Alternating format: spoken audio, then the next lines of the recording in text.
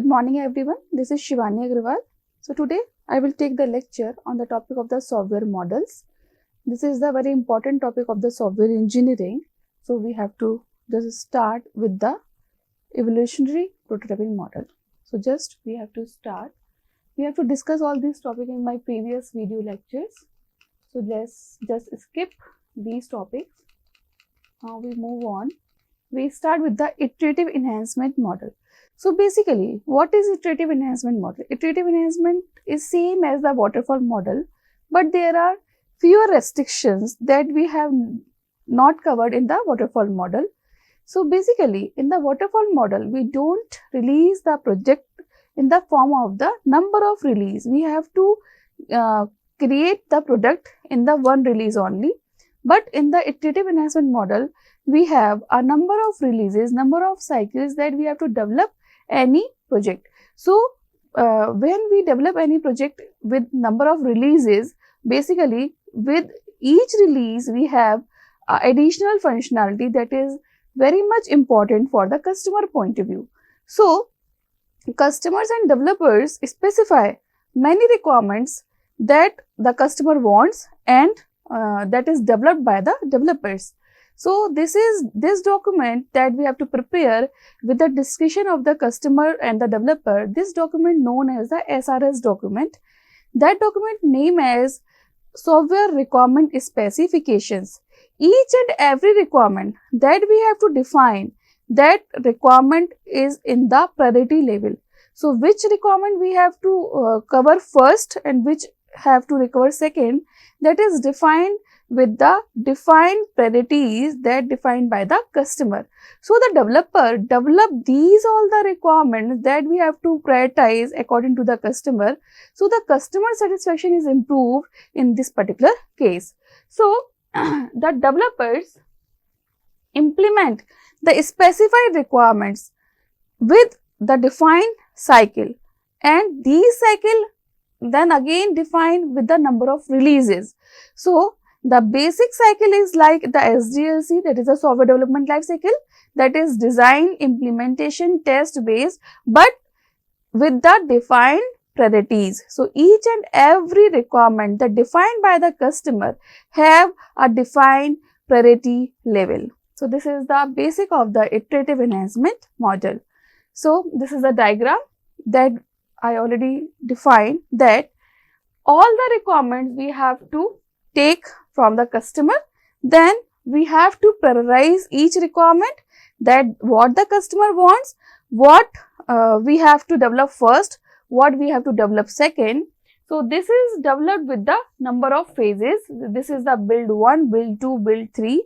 Each build, when we have to develop each build up level, after completion the build up level, we develop one release model. That model the customer directly use. So this is the basic development of the iterative enhancement model. We have to develop the project, we have to develop a system with the number of repeated cycles. That cycle is known as the iterative model, or sometimes is it called as a epochs. Epochs means we have a iterative cycles that we have to develop with the minimum error, and we have to develop with the defined customer requirements. So this is the iterative enhancement model. The advantage of this model is that the working criteria is same as the waterfall model, but it developed with the highest priorities first, then the lowest priorities. So this is the advantage of the iterative enhancement model. Now the disadvantage of that model is that it is applicable only the large and the bulky projects. That means it does not applicable for the small scale projects, because the size, when the size of the project is large, so we have to divide that particular project into number of releases, and we have to the cost and the time of development for these releases is very high. So this is applicable only for the large projects. Now the evolutionary process model. What is evolutionary? It is completely resembled with the iterative enhancement model. What these releases that we have to develop in the software development cycle, this is in the cyclic fashion. This is not in the release form, this is in the cyclic fashion. Suppose we have to develop one cycle, then we have to develop with the next cycle. Each and every cycle we have to use some technology, and then next cycle we have to use some different technology. This is applicable only for the complex projects. So, this is the evolutionary process model. Now, in this model, we have to define the prototyping model. Basically, prototyping is what? We have to develop, or we have to design something that is not completed, that is not final. This is not the final product, this is the prototype. So, when we have to develop any program, so this is not as a final software product, this is a prototype. Sometimes we have to throw away that particular prototype and we start from the scratch for development the system. Sometimes we take the prototype as a history background, as a background history model. So, we easily help out with the previous experiences, that what is done with the next project, what is the cost of for developing that particular prototype, what is the system that we have to use, how many resource persons are required for developing that particular project, what is the current scenario, market scenario of that particular system, what are the basic problems that we have to occur for developing that particular system. So, this is the basic criteria of the prototyping model, that how we have to implement the prototyping model. So, this is the diagram of the prototyping model. Basically, this is the cycle of the prototyping model. First, we start with the requirement gathering phase. So, requirement gathering means we have to collect all the requirements that defined by the customer in the SRS report. SRS means software requirement specification. So, we have to gather all the requirements that the customer wants. So, we have to gather all the requirement in this particular phase. So, this is the requirement gathering. Now, the quick design. Quick design means when the requirements are gathered, so we have to design these requirements in the form of the flow chart, in the form of the ER diagrams, in the form of the DFDs. So, we have to easily evaluate these requirements, that these requirements are completed or not, that defined by the customer. So, when we design these requirements, then we have to build a prototype. Prototype means just we have to build up we have to build up a defined estimations, but in the not as a final product. It is the just as a raw product prototypes. So, these prototypes we have to just see by the customer, or we have to evaluate these prototypes by the customers. So, when we have to evaluate these prototypes by the customer, so the customer satisfaction level is very high. If these prototypes are okay by the customer or pass by the customers, so we have to implement these particular designings, or we have to code by these designings. But if the customer is not satisfied with this particular process, so we have to refine the requirements and incorporate all the customer suggestions, that what the customer wants, how the satisfaction level of the customer is improved. So, these all done by this prototyping model. So, basically the prototyping model is used for the satisfaction level of the customer, for increase the satisfaction level of the customer. So, this is the basic cycle of the customer evaluation, that is in the prototyping model. Rather than this particular model is same as the waterfall model, this is the basic model, but this particular cycle is very important in the prototyping model. Now, the advantage of prototyping model. Advantage is what? Users are actively involved in the development. Users are highly involved in the development. Each and every phase we have to take a view by the users, so that user initially define what they want. So, this is the basic advantage of the prototyping model.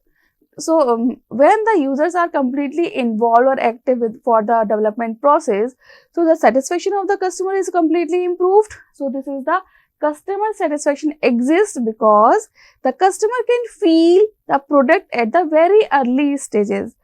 It means we don't develop the final product. Before developing the final product, the customer satisfied that each and every phase the customer evaluate. So this is very important. So the improved user involvement and give the correct feedback. So we have to implement or refine all the feedbacks that the customer want. So this is the advantage of the prototyping model. Now the disadvantage of the prototyping model. The cost of developing a prototyping is a total waste. The prototyping is ultimately thrown away because when we have to develop or build the prototypes, these prototypes are not used at the final description of the project. But these prototypes are help with respect to the customer point of view, because customer easily judge with with these prototypes, and when the requirements are refined or regathered, so the time of the customer is highly defined in this particular way. So this is advantage, and this is basically disadvantage also, because the cost of the development is very high in the prototyping model. Poor documentation because the requirements of the customer is changing accordingly with improving the customer satisfaction. So this is also a disadvantage.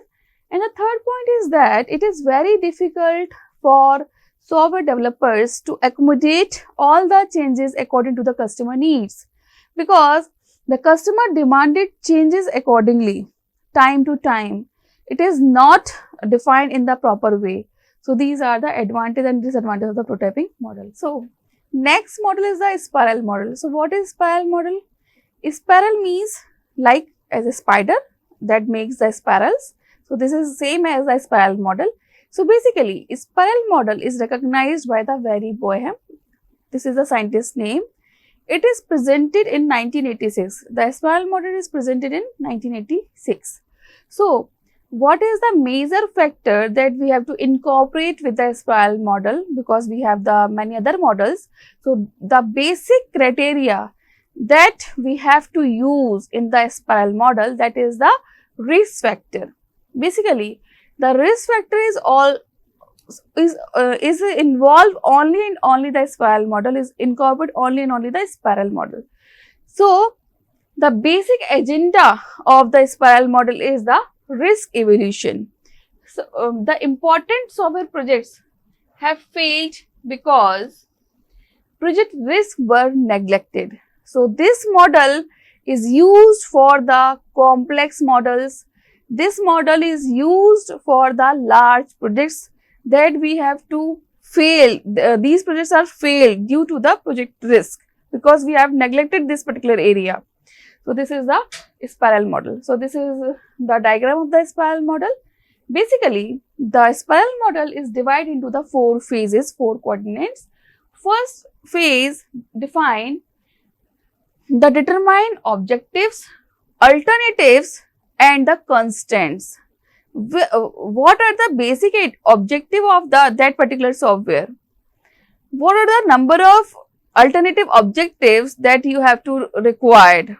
Which type of constraint you have to define for developing this particular software? Which type of commitment you have to obtain? Which type of commitment the client wants? So this is in the first phase. This is this round shape known as the one spiral. This is start from this phase and stop with this particular end. So this is the one spiral. So each spiral define the number of releases. How many releases of that particular software project?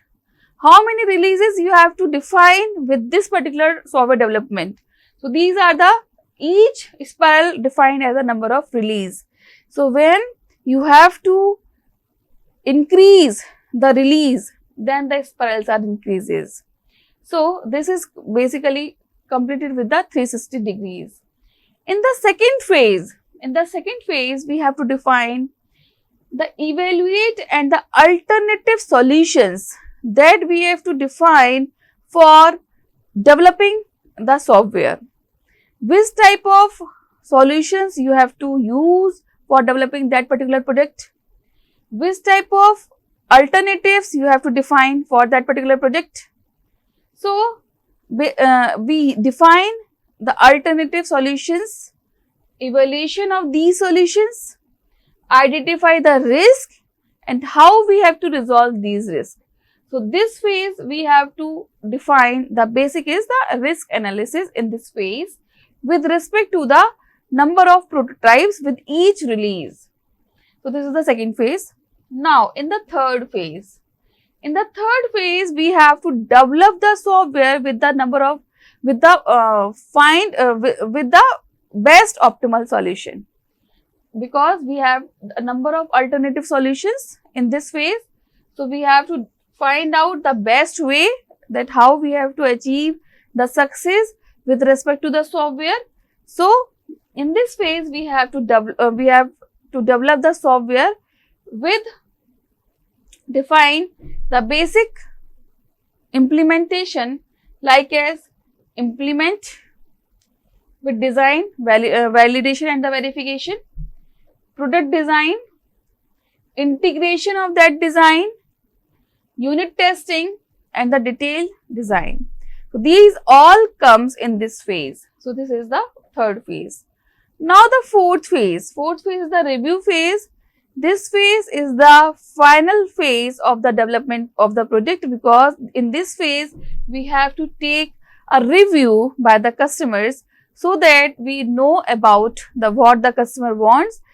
Customer is happy with this development or not. So, this is the fourth phase. So, spiral model covers all these phases when we have to release one product. So, we have to use each and every release of the spiral. So, this is the spiral model.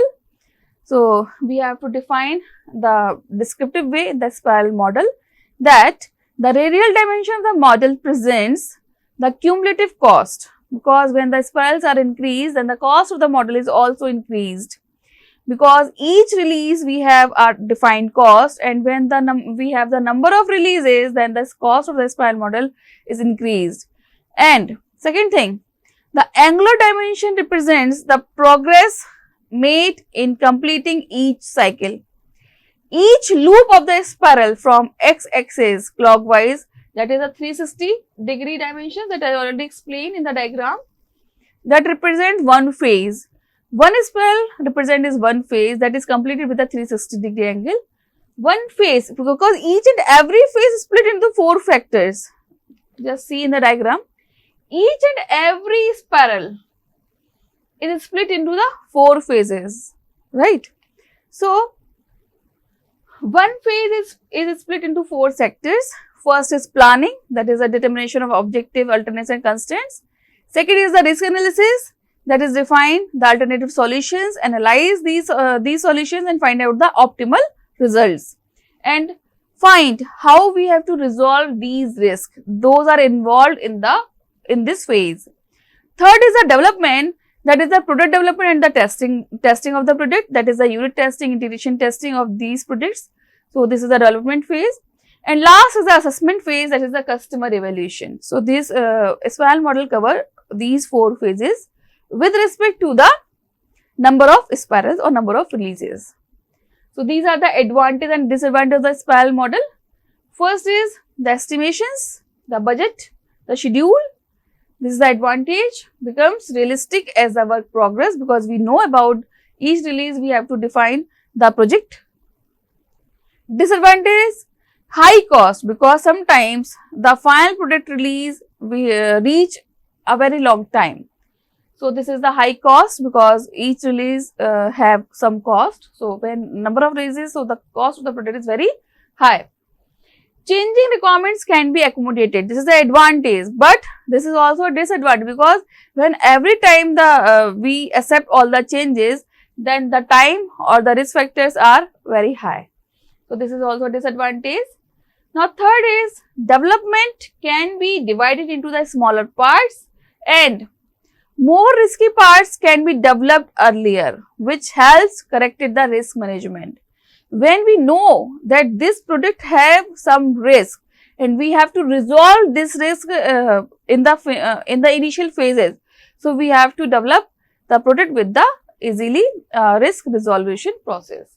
So this is the advantage. Disadvantage is that highly customized limitation in the reusability of the software.